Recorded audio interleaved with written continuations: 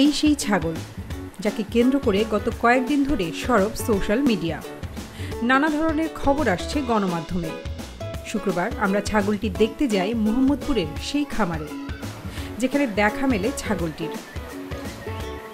175 KG ওজন ও 62 ইঞ্চি উচ্চতার ছাগলটি কোরবানিতে বিক্রির জন্য প্রস্তুত করে সাদিক এগ্রো। দাম হেঁকেছিল 15 লাখ টাকা। এত দামের পেছনে তাদের ব্যাখ্যা ছিল উন্নত জাত ও বংশমর্যাদা।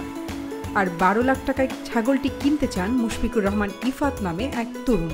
বুকিং দেন লাখ টাকা। এরপর সোশ্যাল মিডিয়ায় এক পোস্টে ইফাত বলেন, স্বপ্ন ছিল এরকম একটা খাসির।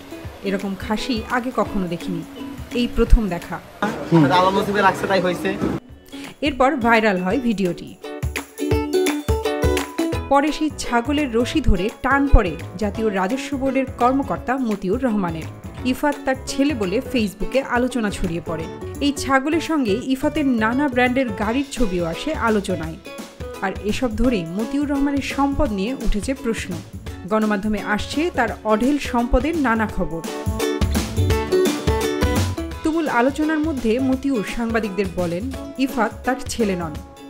তবে বৃহস্পতিবার ফেনীর সংসদ সদস্য নিজাম হাজারী সকাল সন্ধ্যাকে জানান, তারই মামাতো বোনকে বিয়ে করেন মতিউর। তাদেরই সন্তান এই ইফাত। আপনি ব্যক্তিগতভাবে চেনেন? হ্যাঁ, চিনি। আচ্ছা আচ্ছা।